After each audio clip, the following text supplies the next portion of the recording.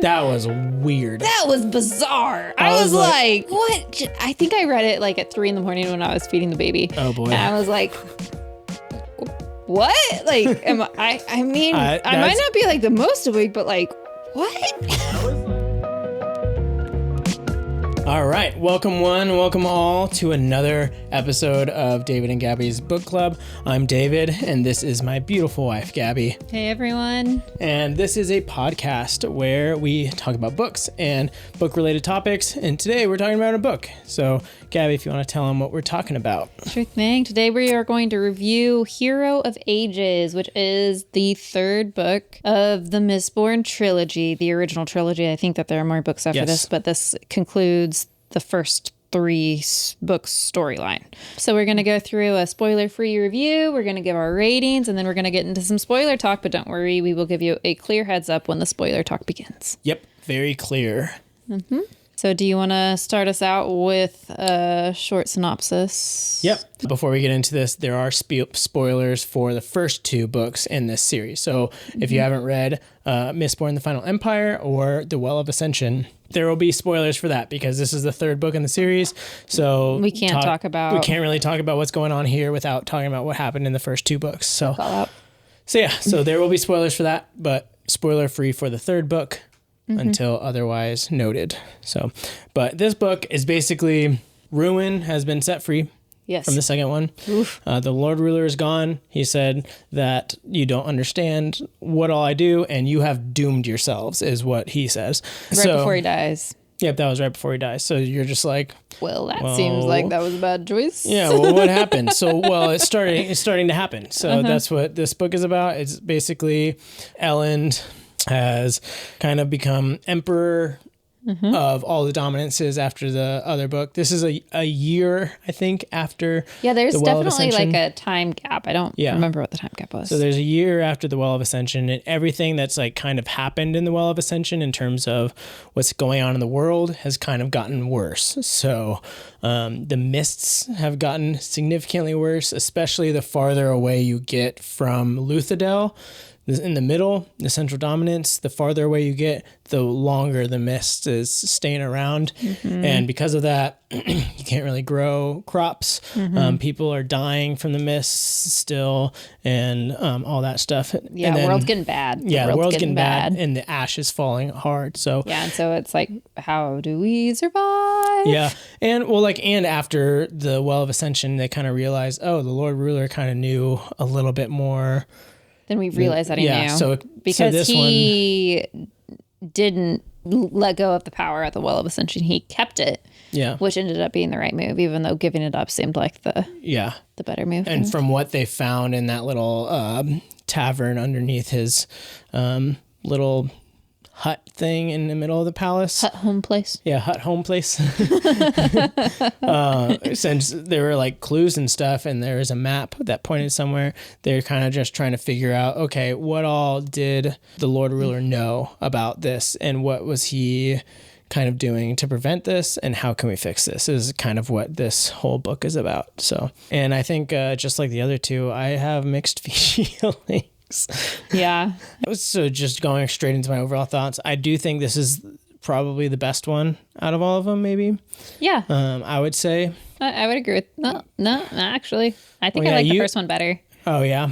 The first one's almost like a good standalone book. Yeah. Like after reading all 3 of them, it's like. Yeah. And after reading the foreword in the second book by the author, I think that it like could have been a standalone book. Oh, yeah? Yeah. I didn't read the forewords, so I guess you should have. Yeah, I should have. Because then you would have known that. I would have missed out. And then I missed out. I definitely enjoyed this book better than the previous book. Better than The Well of Ascension. Yeah, I think it was better than The Well of Ascension because more stuff happens. Throughout the book. I think which was your main gripe. Yeah, that was my main gripe about the second one, The Well of Ascension. If you haven't watched that review, my main gripe with that is just so much is going on. A lot is going on, but the plot and the story, like not a whole lot happens in terms of moving the story and plot forward until like the very end. Yeah. And so that was kind of my whole thing. I have some issues with this book and the story, but we'll get into that a little bit later. But this one, it's better in that sense. It doesn't do that as much. I still felt that like overall I'm sensing a theme with his books that like it's a slow build and then a big end. Yeah. That's just the way he writes. Mm-hmm. At least these books. I don't know if that's the same with every book that he ever writes, but that's kind of the vibe that I've gotten with the last three. If you've read a lot of Brandon Sanderson and you're just watching this because you want to see our thoughts, let us know in the comments if that's kind of like a common theme. Like all of his books are just like really slow and detailed, a lot of development, and then all of a sudden at the end he's like, let's go. So, which I remember when we did a lot of research about Sanderson, that I saw those comments saying that like he ends books really well, which I understand now. I understand why. Oh yeah, especially even the end of this series is really good. I thought just really good trilogy ending.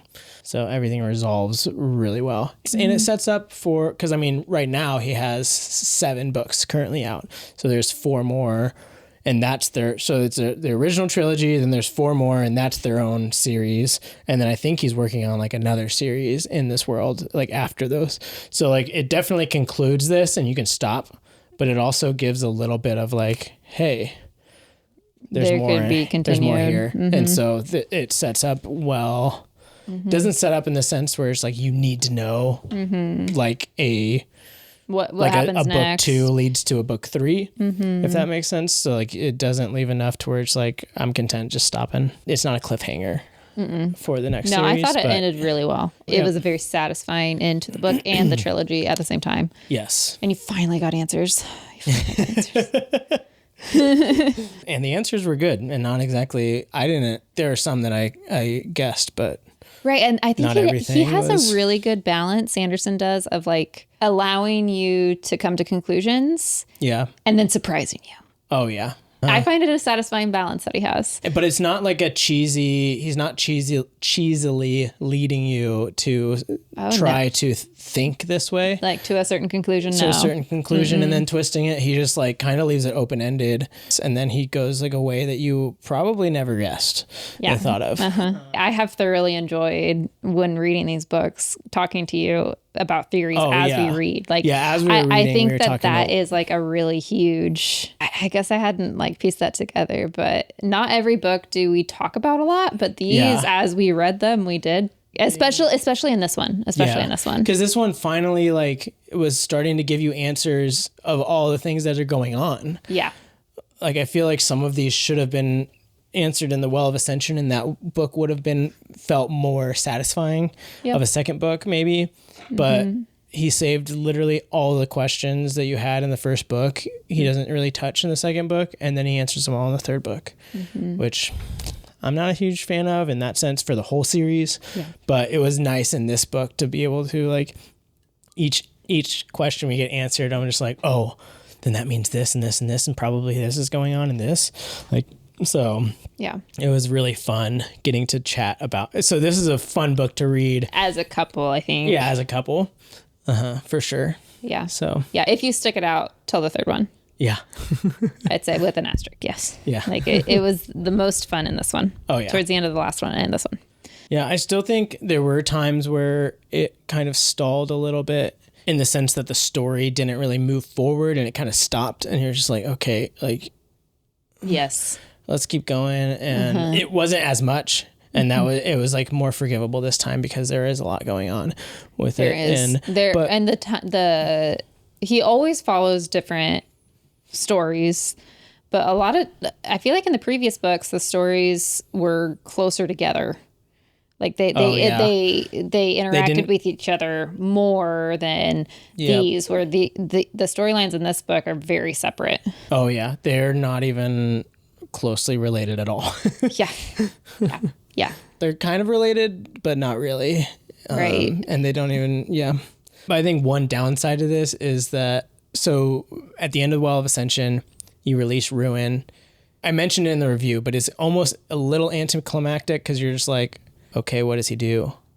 Like, you have no idea what he's like. There is some mysticism behind that of like, you have no idea what he does. So it's even more dangerous. But at the same time, you're just like, it almost takes the blunder out of his blow, or like it doesn't make it feel as intense. Yeah, it takes the wind out of his sails in terms of like, what's the big deal? something bad has happened, but I don't know what that means exactly. Yeah, or what it looks like. Right. And Which I feel think he tries to keep you as in dark. Yeah, but at the same time, but at the same time, because how else was she supposed to release Ruin? Like if she didn't know if she knew he existed, like I feel like. Well, I'm saying like after he's released, you're like, okay, he's bad. What is that? What does this mean? Well, I mean, I don't know. And my criticism with this book is you're going through it and it's super vague in the sense of like a good chunk of the book. I'm still like, okay, what is he doing?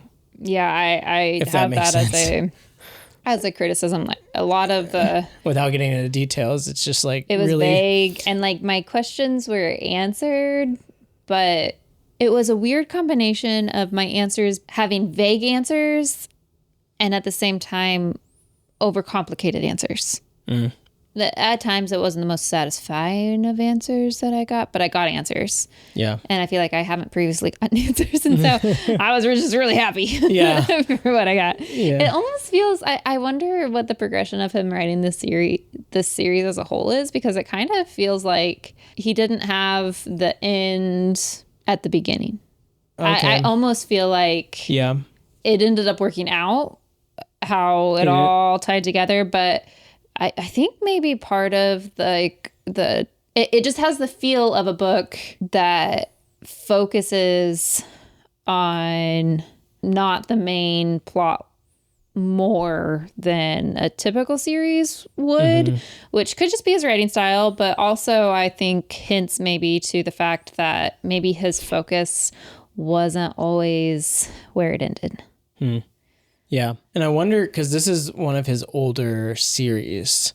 It's not, I don't think it was very recent. It's one of his older stuff. And I wonder, like, we're criticizing these different things. And I wonder if he looks at it and sees his, like, younger mistakes or whatever and sees them as that way. If that would be an interesting question to ask, is like, if there's anything if you had to do it over again, what would you do differently with this trilogy? Yeah. And I wonder if he would have some of the same criticisms we have of it or not.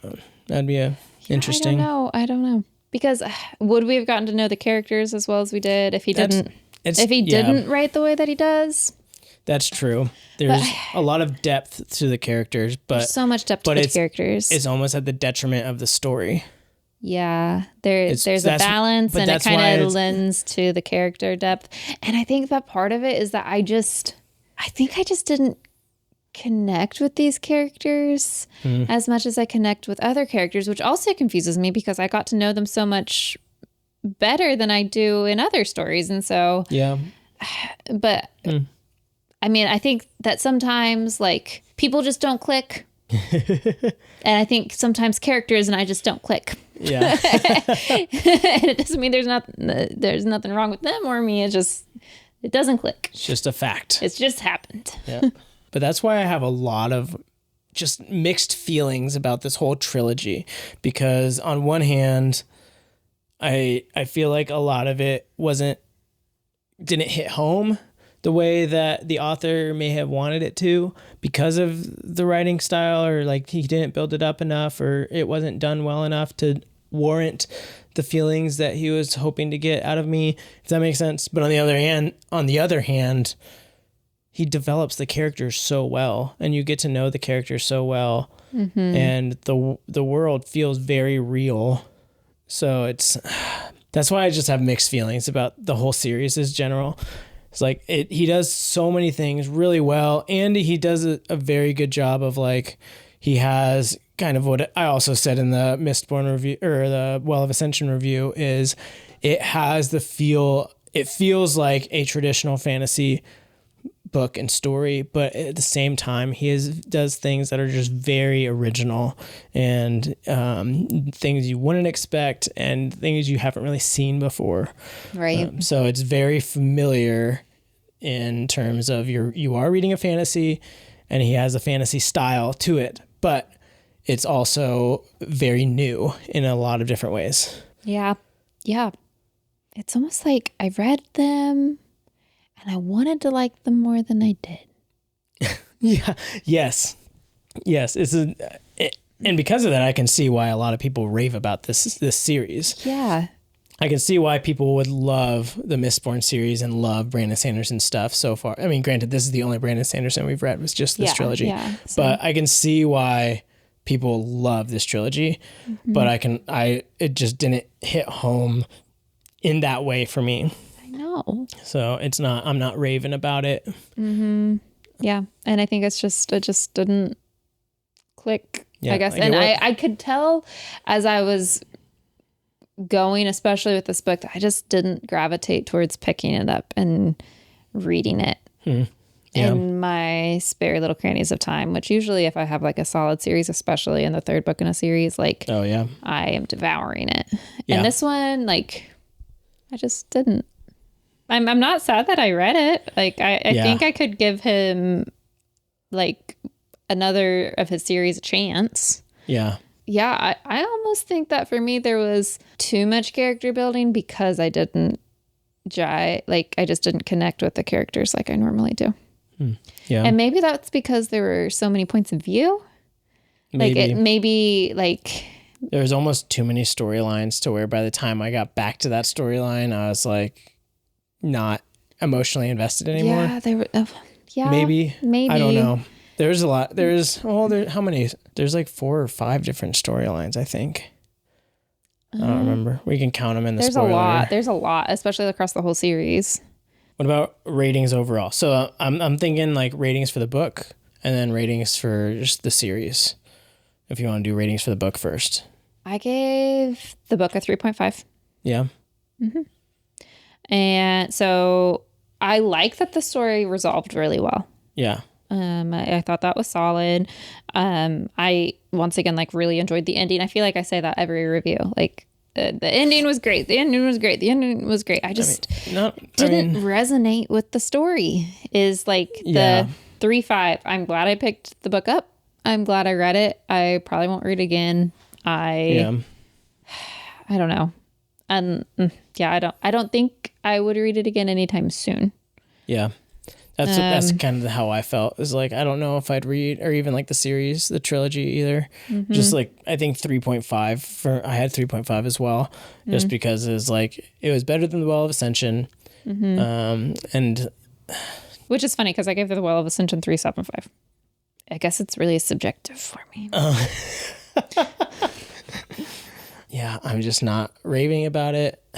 But at the same time, like 3.5, I would say that's like a recommendation, and I don't know if I'd recommend it as much. So maybe it's 3.4. We are not doing 10, so why not? It's too granular. Sometimes you quarter need stars is enough. Quarter stars is already too granular. I wanted half points only. It doesn't encompass all of my feelings and thoughts. But you have to commit. That's the problem. That's the thing. You have to commit. Well, I don't have standardized, like, I would recommend at this level. I would recommend at that level. Yeah. So maybe. I think that just what felt right is a 3.5. That's what I have. Maybe I'm leaning towards 3.25. Which is definitely like a solid, like, what percentage would that be out of 5? Is that 75%? 3.25 or 3.5? 3.5 out of 5. 3.5 is 70%. 70%. That's passing. That's average. That's an average book. I would do I think 3.25 at this point. Below average book. That's not how I think about it. I think just 3.5 is like, I'd recommend it. I don't know. 3.5. That's my heart. I don't know. But I don't know if I would go out of my way to recommend it. It's weird because like I'd recommend the first book. The first book is good. Like it's fun to read. But and we're recommending the book, not the series right now. Yeah. So Hero of Ages. The Hero of Ages, it's like, I don't know. It's weird because like we finished it, like not even a week ago. Mm-hmm. And I'm just not super fired up about it. I haven't been thinking about it again. Yeah, I haven't been. Yeah. So. Mm-hmm. I was ready to move on to the next thing. That's worth a 3.5. I think it was worth a 3.5 in my book, but this is your book that we're talking about now. Yeah. So you just need to make a choice. Maybe someone's watching and just like, what? Yeah. They're like, this should be a 10 out of 5, or this should be a 1 out of 5. Well, you know what? Mine is a 3.5 out of 5. I feel like if you had 1 out of 5 for this book, you didn't make it to this book. Yeah, I know. You would have quit before this. Yeah, that's fair. That's fair. No, it was worth finishing. I thought. Yeah. I don't know if I'm going to read it again.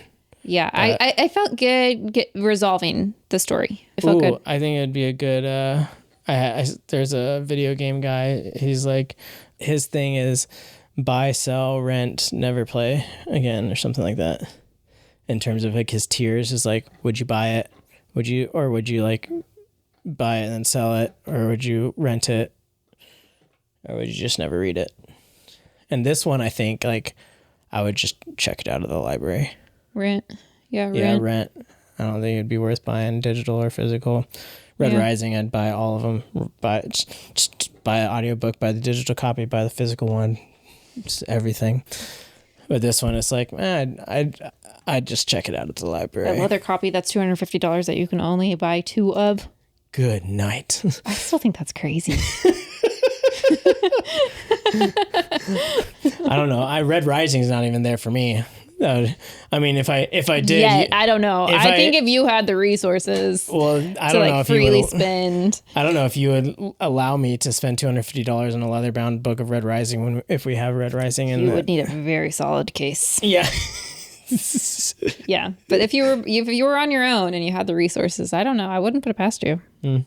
I think you'd do it. I don't know. I think collector's edition stuff. Maybe if it was like gold, I don't know if I'd pay more than like $50 for a book. You would do Yeah, I don't know if I'd paid more than $50 for a book, but at the same time, like when I just started disc golf, I was like, I don't know if I'd paid more than $20 for a disc. Yeah, I've spent a little more. I've seen your. Okay, anyways. Someone watching is just like, you spend what on a disc golf disc? I think that people are probably stopping watching at this point. Let's rate the series. Yeah, the series. I would say almost. I would just put a 3.25 at the very best, because I don't know if I'd put the whole series at a 3.5. Like the first book is good, but I don't know. I gave it a 3.5. 3.5? I gave it a 3.5. I think 3.25 for me. Okay. For the series. Because it's an all right series. It's just so weird. Again, so many feelings. On one end, objectively, he does so much so well in terms of like how good he is at writing and developing the story. It just didn't hit home for me at all. Yeah, no, I think 3.5 for the series because I need to focus because it felt average to me. Yeah, I thought so too. I am like, it didn't wow me. It didn't super disappoint me. Yeah. It just like was like, okay. I just wasn't glued to the page. Yeah. It's like if I got a cinnamon roll at Hy-Vee, I would not complain about eating a Hy-Vee cinnamon roll. Hy-Vee is our local grocery store. Yeah. But if I got like a Best Regards cinnamon roll, like I'd be raving over that. That's a local bakery. A Black Dog cinnamon roll. I would rave over that. But Pillsbury or a homemade cinnamon roll from Taste Better from Scratch. Oh my goodness! Taste Better from we have that is a 5-star. That is so like if I were to rate books, like I would rate cinnamon rolls. This would definitely be above like a Pillsbury, but like definitely below like a local bakery, and definitely below homemade. Yeah. Yeah, this is just like... We just had cinnamon rolls, if you can't tell. Yeah, so this book is the equivalent of a Hy-Vee cinnamon roll to me. Yeah, Hy-Vee's like our grocery store, our main grocery store here. It's like H-E-B if you're in the South, or I don't know, it's Kroger. Kroger or Dillard's. Or not Dillard's. Dillon's. Dillon's, yes. You might close at Dillard's, David. Have you not had Dillard's cinnamon rolls? No. I would probably DNF a Dillard's cinnamon roll kind of book. Anyways. That sentence. Maybe you need to cut that out. No, we're not cutting that out. All right. Spoilers. Spoiler talk. If you have not read The Hero of Ages and you do not want it spoiled, stop watching. Or you can go and watch other reviews of books that you have read on our channel. Or if you don't care, then you can keep listening, whatever. But we're talking spoilers for The Hero of Ages. So, all right. What did you like, David? I loved just how unconventional the series is, or even the book. Like, in terms of this hero is built up, the hero of ages, the prophecy is rising. The prophecy is like being fulfilled and stuff, and you're starting to figure out Vin, and then at the last second it's like it wasn't Vin. She's dead. Yeah, no, but it's like yeah. It's like okay, but when she like turned into like a mist spirit thing, that was weird. That was bizarre. I was like, what? I think I read it like at 3 a.m. when I was feeding the baby. Oh boy. And I was like, what? Like, I might not be like the most awake, but like, what? I was like, that's the part where he almost lost me in the sense of like, man, I was so pumped when she was like pulling in the mists and using that and destroying all the Inquisitors. And then at the sudden she's a mist spirit. And I'm like, well, that just like seemed so like, oh, we're getting there. Fell so flat, in my opinion. I was like, yeah, well, that was anticlimactic. Well, now she can't do anything. I was finally jiving with like Vin and Ellen's relationship. Like this whole like, we can't tell each other what's going on because ruin will ruin our conversations. But like, just trust me when I say we need to do this because I figured part of the puzzle out. Like I loved that. And when she turned into like this mist, I was like, I guess like they can't be together anymore because she's like the spirity thing. Yeah. That sucks. My girlfriend turned into the moon. That's rough, buddy. That's rough. Goodness. That was kind of sad. That was my immediate. That was a little disappointing in my opinion. Yeah. But what I did like, I really loved how Ellen just went out swinging. It was sad, but such a feel good. Like, oh man, he went out on top. That was so good. That was really good. The way he went out was so good. I also liked that he died because I was like, well, he can't be with Vin. Might as well. I mean, that's awful. That's awful to say actually, but like, it was satisfying in the sense that it was something new. Like you don't know, like those were the two main characters of this trilogy. Yes. Vin and Ellen. They were the main protagonists and both of them die. Well, he has like Kelsier was the main protagonist in the first book and dead. I guess that's true. Is that a theme? Like, should we just expect all of the main characters to die in his books? I don't know. Huh. I'm guessing that the next series spinoff is going to be regarding Spook. Oh yeah, I assume he's the. I did guess that Vin was going to die. Oh, you did? For the sole purpose of all the rest of the books. The cover is a Mistborn dude on all the covers of the next series. Like I see them because I see them suggested on Kindle after I finish the other books, and it's not Vin on the covers. It's a guy of a Mistborn guy, and I'm like, well, Vin must die at the end. She must sacrifice herself or something. Not that like maybe she had a son or maybe it's just following somebody else. No, it's like Vin's dead.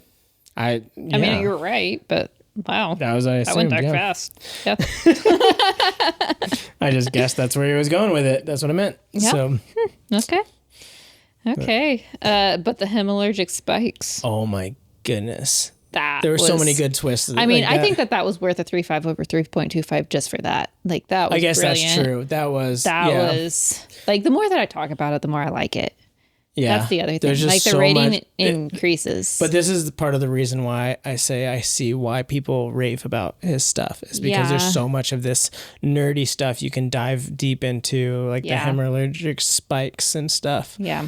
Those were so good. And the earring. You called the earring. I thought you were crazy. Yeah, like halfway through the book. Well, I always knew that there's something was going on with the earring. Like, I was like, there has to be some big deal about this. Okay, she put it in an earring again. Yeah. Well, but then I did guess that I put the connection between her earring and the mists. in terms of like, I was like, and I told you about it. I was like, there's something with her earring and her in the mists. Because I think, because I couldn't remember what had happened with the Lord Ruler, if it was like ripped out or something, or if it was bleeding or what. But I was like, once he started talking about the hemorrhagic spikes and stuff in people, and how even like the smallest metal, and I was like, the earring is keeping her from the mists or something. Yeah. And then like once we got closer and closer, I was like, that's why, or no, like when Kelsier started appearing to Spook is when I started putting together that the earring is giving Ruin control over Vin and stuff. So that's when I started piecing it together. Yeah. And I put together that since it was bronze, that's why she could go through copper clouds. Which Sazed explained that at the end. But I picked that up as soon as, like, you're at your work conference and I texted you. I was like, the reason she can see through copper clouds is because it's a bronze spike. It's a bronze earring. So her bronze is heightened. I didn't put together that her mom killed her sister because she was a bronze misting, and that was brutal. That was brutal. It was really sad. Killing your own daughter with an earring. Yeah. Woof. And also just like the hemorrhagic like thing in general, like, oh. Yeah, that's brutal. That is brutal. Oof. Yeah. But it was interesting to see like how the Lord Ruler, how it was just like a small little like twist in like how Ruin just like twisted him slightly like over like a millennium. Yeah. To turn him into being a bad dude. Yeah. And like how he started with, I think the hemorrhagic spikes were huge. Oh yeah. And like influencing him. So, because like his main people that he like controlled were the Inquisitors. Oh, and the other thing I didn't think about is Ruin probably had a lot of influence into the Lord Ruler, because the Lord Ruler had his like ferochemical like metal mines in his skin, but like, that doesn't necessarily mean that they were hemorrhagic though. Like they would have had to been like, those would have had to kill somebody else. I guess that's true. I think for Ruin to. Yeah, I guess that's true. Those weren't hemorrhagic spikes. And also, like when Ruin appeared to her as her brother. Whoa. That threw me for a loop. That threw me for a loop too. What? Yeah. And then like that whole prison sequence when she's in prison and she stopped seeing Ruin for a minute. I think somehow the earring came out. Do you remember that? I don't know if exactly her earring came out. I did notice that the earring came out. The earring came out and she stopped seeing him. Yeah, that was when she was with, what's his name? Yeoman and Marsh came in. She like attacked. Yeah, when she was one of them with the earring, and Ruin just disappeared. Yeah, that's when it was like solidified. It confirmed it for me. I was like, yep, it's the earring. Yep. I mean, it's probably a lot of people probably guessed it, but by that point, yeah. But you guessed it really early. I didn't. I knew that there was something to do with the earring, but not that. I mean, it had to be important. He put so much emphasis on it in the first two books. Like, I knew something with the resolution. I did say maybe he didn't know what he was doing with the series, but like, I guess maybe he did. He knew that at least. But yeah, going from the hemorrhagic spikes, like, another thing I liked was Tensoon's storyline and development. I did feel like he went really slow with his story, which was a little frustrating. I think like he didn't touch his story very often.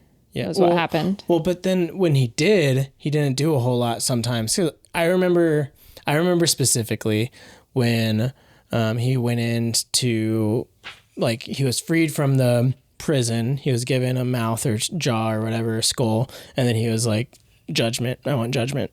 Mm-hmm. And then it's like, okay, he's going to go get judgment.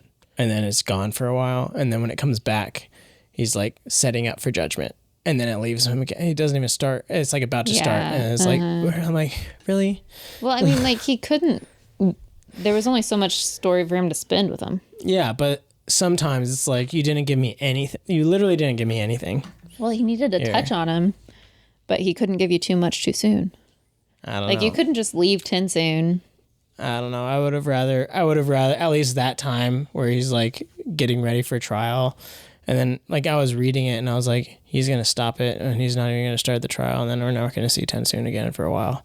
When I was like reading that chapter, and like sure enough, it was like trial was about to start. He was like, all right, let's begin. And it's like done with that chapter. And then we don't see him for a while again. I'm like, at least there, it's like, give me some, like, you already told me he's going to trial and now he's going into trial. Give me something with the trial. Like you literally, you left me at the first time he's about to face judgment. And now you're leaving me the second time. And guess where he's at? He's about to face judgment. Like you didn't move that forward at all. Yeah. Like at least put those chapters, like put them together or back to back, or move that story wasn't moved forward at all in terms of like, before you left again. So at least move the story forward before you move on. But the first generation. Oh yeah. That was Rashik's friends. Wow. Whoa. Did not see that coming. That was a crazy twist. And with Sazed going in and everything, that was nuts. Yeah. Yeah. Again, it's like there's so much of this that I can see why people rave about this series and spend $250 for a leather-bound book. That they can only get 2 copies of. But then also like Sazed's journey, like to there, that was weird, in my opinion, because I was like his whole struggle with the religions thing felt was like, I don't know, I didn't really connect with it as much. Yeah, I think his struggle with the religions specifically. He was writing a depressed guy. Yeah. He was writing a guy who like was trying to find purpose in life again, and that had been his purpose in life, and I understood it. But yeah, I also just didn't connect with it. It reminded me of like the 5th Harry Potter when like Harry's going through like a rough time. It's just like a hard, like it's a necessary character to write at times, but like it is just, I mean, I think it's hard for anybody to like live through that themselves, and it's not like easy to read that either, you know. It's kind of a mood dampening piece Yeah, I can of the see that storyline. So yeah. I liked Marsh like being redeemed at the end. Like you could tell like with Marsh that like finally you understood what was happening with him. Yeah. So that felt good. And then you could tell that like he was going to have something big to do with like whatever the resolution of the story was going to be. And so just like his little like, let me just take this earring out. Yeah. Thing like was small but like really good. Yeah. So I felt like it was a little disappointing that just Marsh couldn't. Yeah, that he wasn't able to do more. Yeah. That was really sad. Or be able to like be free. Did he end up dying? I can't remember. Because I don't think so. He was about to kill Elend, and then I don't think he died. Or no, he did kill Elend. He did kill Elend. But then Ruin. But if Ruin died, then is he free from? I don't know. Maybe Sazed like got him whenever he was doing the whole world stuff. Huh. I don't know. I don't remember. I don't remember how Marsh was resolved. Let us know in the comments if it was resolved and we just don't remember it. Yeah, maybe Sazed. Or maybe he's in the next ones. That would be nice if he gets a little redemption arc. That would be good. Mm-hmm. It Sazed being the hero of ages blew my mind. It took me a long time to be like, yeah, that was nuts. What? There were things that I was just like thought were weird about it in terms of like why they used the gender neutral in the prophecies. And he was like, oh, it's because I don't have a gender because I am. Oh, yeah. Yeah, I was like, you're still a man. Yeah. Yeah. I didn't catch that. It was a little weird. But a lot of the detail of like that he went into, that Sazed went into, and like the italics at the beginning of chapters and stuff, specifically regarding preservation and ruin and how it tied into Vin and all this stuff, went a little over my head, and I was okay. Like I didn't want to spend the time to like let it not go over my head. Yeah. It kind of reminded me of in the first one when he's explaining how the Lord Ruler became immortal using allomantic and ferrochemical powers. He's like, I don't know. And at the end of this like very long-winded explanation, he comes back and he says, yeah, basically like high level. You just need to know that like using both powers, he could live forever. I was like, okay, that's all I need. Yeah. That's all I need. And so like at the end, like just being like preservation and ruin, like came together to like form the people because they needed each other, but then they were separated. But like ultimately they needed to be back together to like make everything better. And I was like, that's all I need to know. That's it. Yeah. I think the biggest criticism I have is just Ruin. The whole thing with Ruin in terms of like I have no idea what Ruin's doing in terms of like what's he doing that's so bad, or is the world just falling apart? Like it wasn't very.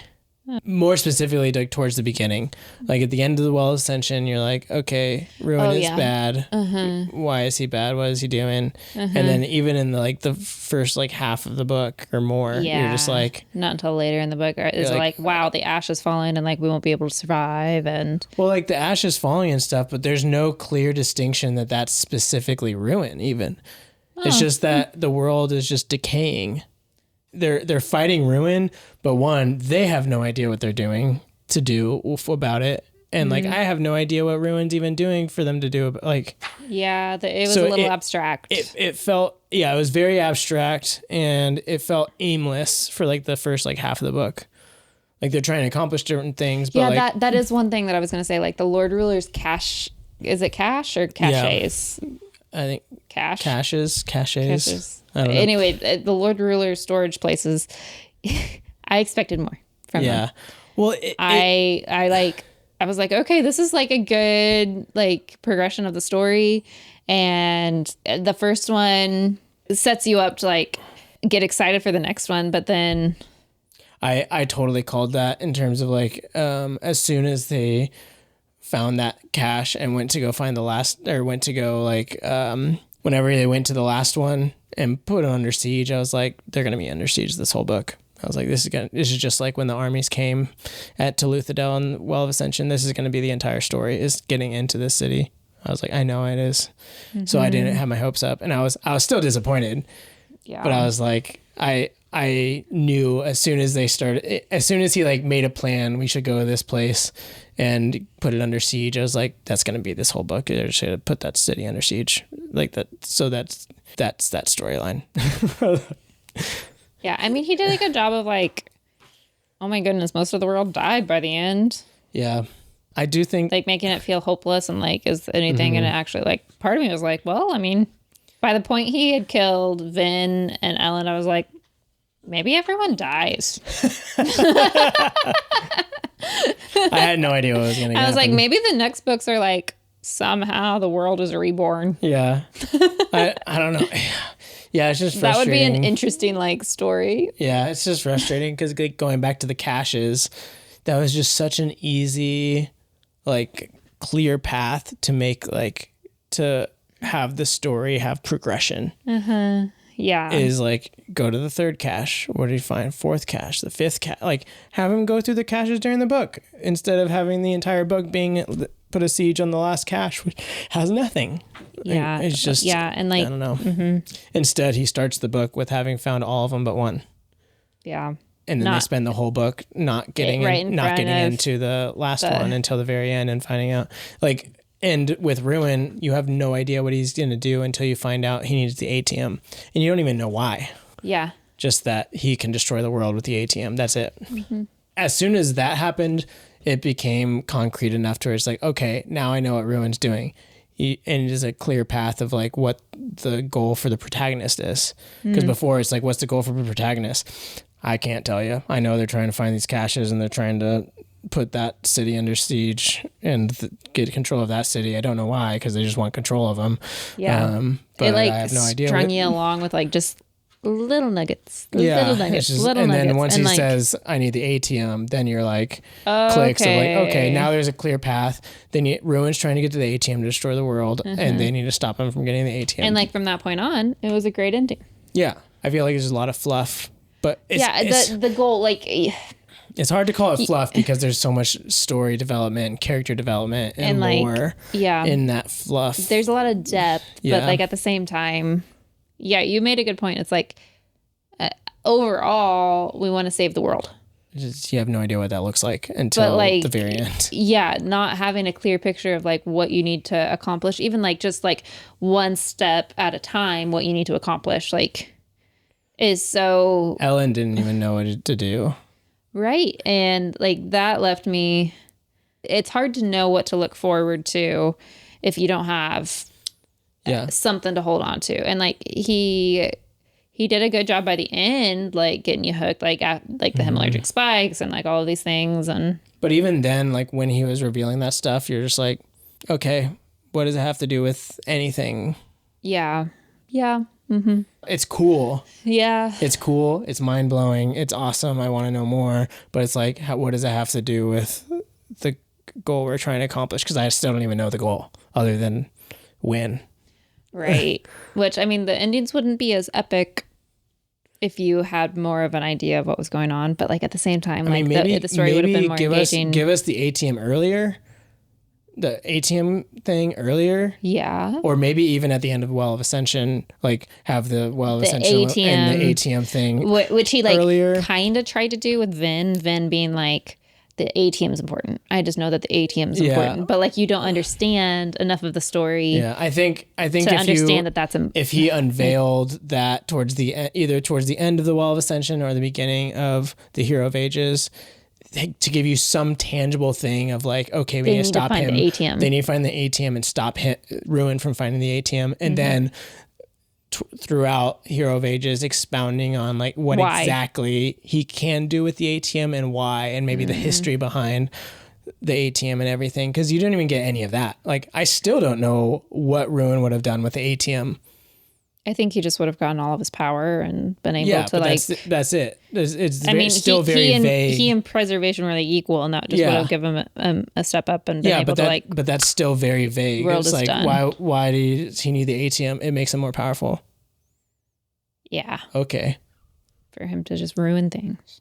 Exactly. That's what I'm saying. It's just very vague, and if he had that vague towards the beginning in revealing it, and then towards like throughout kind of clarifying, fleshing it out, like if that makes sense. Maybe the history of ATM or behind ATM a little bit more, what exactly the ATM, how the ATM was like ripped from Ruin and hidden and all of that like stuff, what exactly Ruin could have done with the ATM, like tangibly done with the ATM to destroy the world. Different things would have been, I think, made this a little bit more satisfying and easier to latch onto, in my opinion. Yeah, I mean, same thought with the last two books as with this one. Like, it's just a slow build at the beginning, building his characters. Yeah. Even characters that we've, like Spook.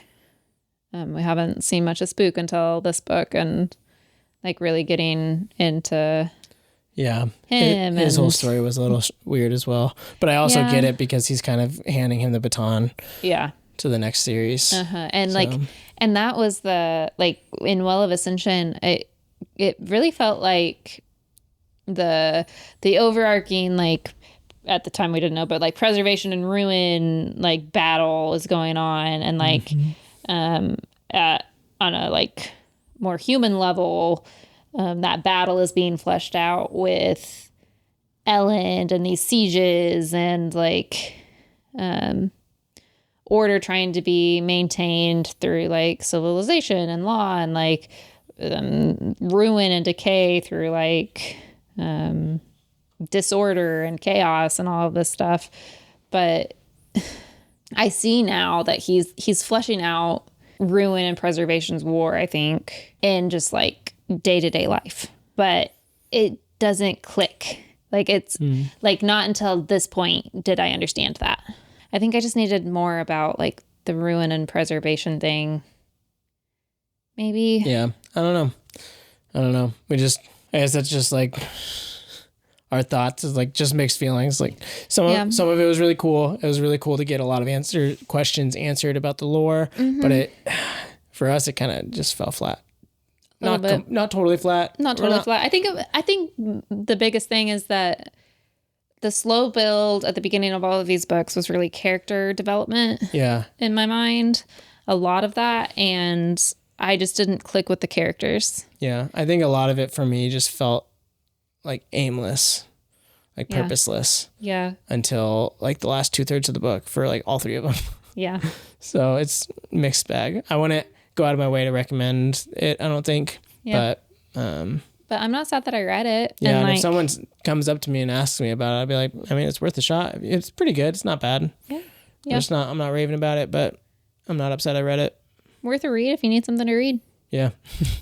Let us know in the comments if you disagree. I don't know what exactly our next book we're going to be reading. I think maybe the Lycanius. Lycanius. I'm game for Lycanius. Yeah. I'd read that again. Okay, so let's say Lycanius. Maybe Lycanius. Yeah, we'll have that in the description if you want to read that with us. Okay. So, anyways, let us know if you're just raging about our disappointment of Mistborn or not. Yeah.